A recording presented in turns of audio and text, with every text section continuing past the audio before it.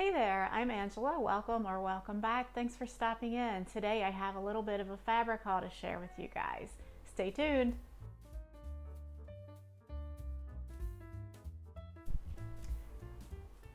Before we really get into it, let me just start by saying I have a lot of fabric, and that has come about for a couple of reasons.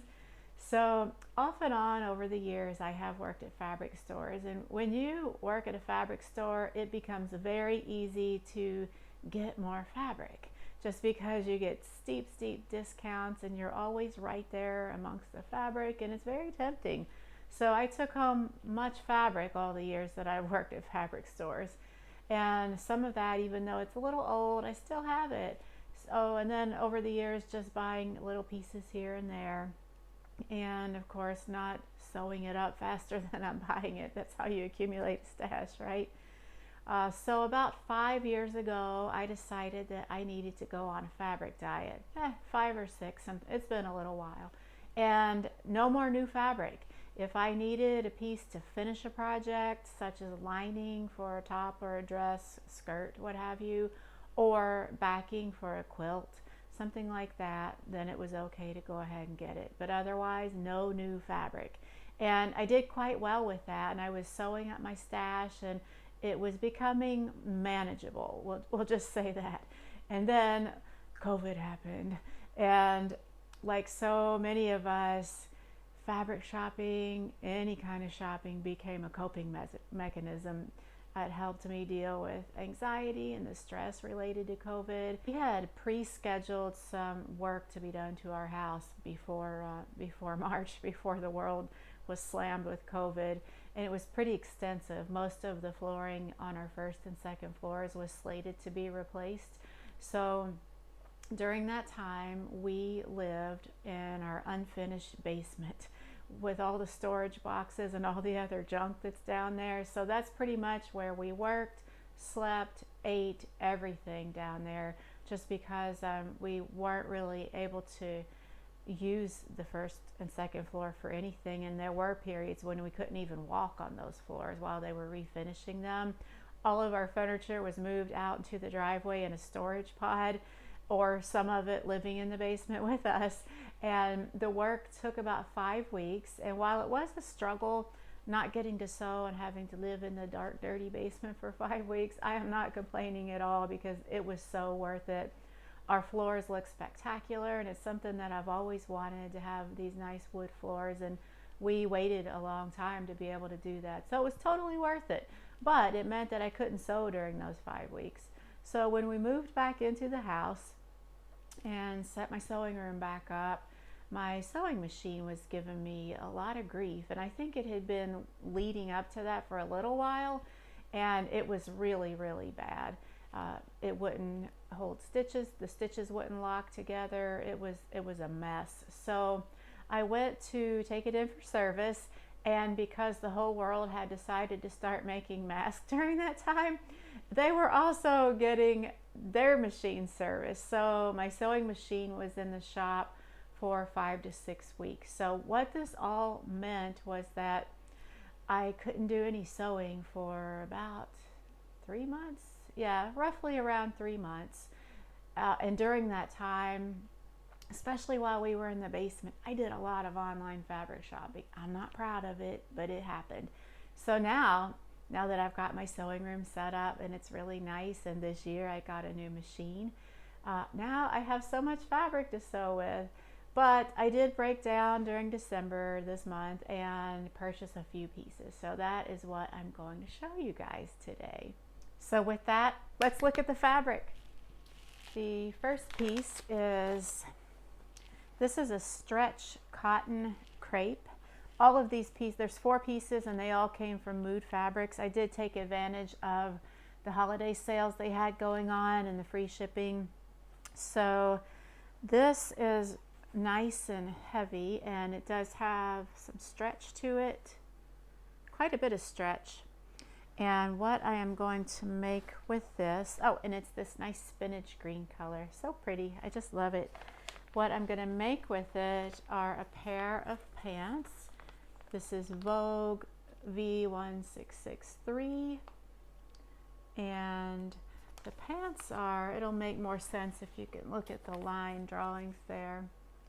So they're just pull-on pants, and they're made for a stretch woven, such as a ponte knit velour jersey, or I think this stretch cotton crepe will work just fine. I think it has enough stretch to be successful with these pants. So that's that.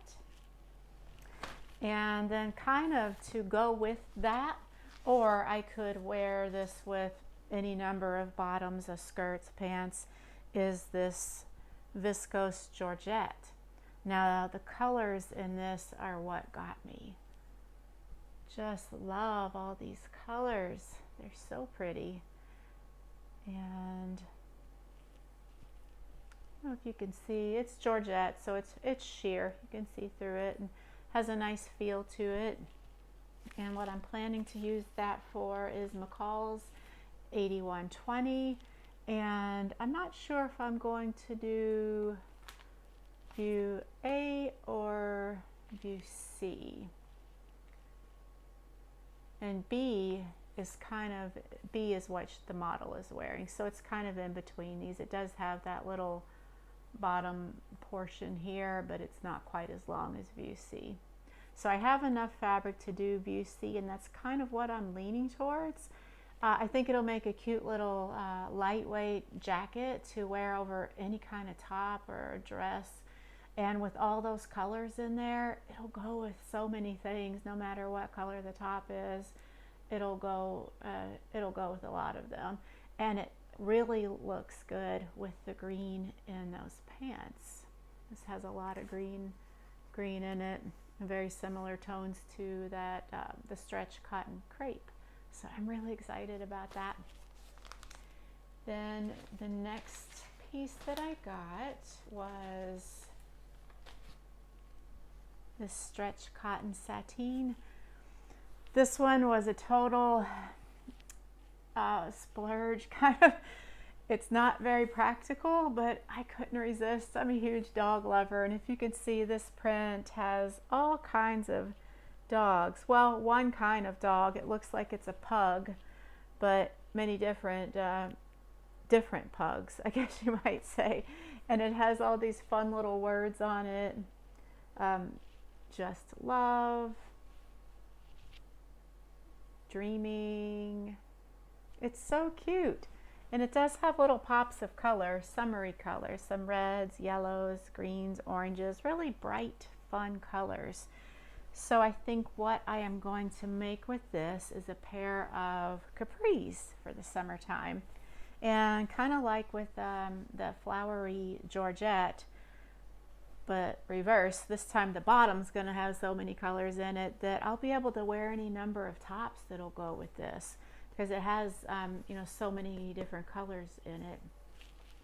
But specifically the pattern that I'm thinking about, it's also a Vogue pattern. It's 1630, and I am thinking of doing view B. So this pattern has a top, it has the top, and it has the B, which is the capri length pants, and then it also has C, which are the longer length pants. But I have just enough to make the capris, this one, and I think those will be really cute. These are also pull on, and it calls for linen, silk, stretch woven, or knits. So actually that was for the top, excuse me. So for the pants, just stretch wovens. Yeah, so I think this stretch sateen will work out just fine for that. And the last one that I got was, it's also stretch cotton sateen, and they didn't have much left of this. They only had a half a yard, and I thought it was really cute, and I'm not exactly sure what I'm going to make with it yet, but it is also, it's the stretch cotton sateen, but it has little comic scenes on it. I thought it was really cute. And what I think, I originally thought this might make a cute mask, since it seems like masks are going to become maybe a permanent thing in our world these days, or at least for a long time, kind of here to stay. I thought this might make a cute mask although I'm wondering how well it'll breathe, so I'm not quite sure. It's pretty thick. I feel like it may not breathe quite as well as a quilting cotton, and that's what I've been using for my mask to date, is quilting cottons. We'll see. Or what I thought it might make is a cute bag. But then I worry about durability, like how well will it hold up.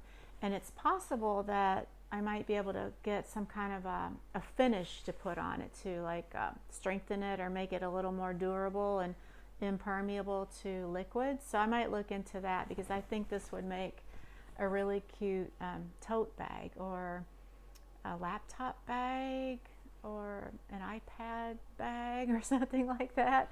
It's just so cute. It's not something that I feel like, even if I had more than this half yard, I don't know that I'd want to make like a full garment out of this. A mask is one thing, but I don't know. It could make a cute skirt, I guess, but I don't have enough for that. So we'll see. I'll keep you posted on what ends up becoming of this. So that's all I have to show you for today. And since I am going back on my fabric diet, this might be the one and only fabric haul that you'll see from me, at least for quite a while. Fingers crossed. I'm really going to try to stick to that. And I did want to remind you guys that I am still on the hunt for my first PDF pattern. And if you missed that video, I'll put a link like up here and also in the show notes below. So I am enlisting everyone's help. I've narrowed it down to 3 potential PDF patterns to be my very first PDF one to make, and asking for everyone's opinions. So I thought it might be fun if I just threw it out there and said the first person to comment on which of those 3 they think I should make first, then I'll go with that one. So hopefully that'll be fun. Feel free to pop on over to that video and leave your comments. And until next time, bye. Thanks for watching.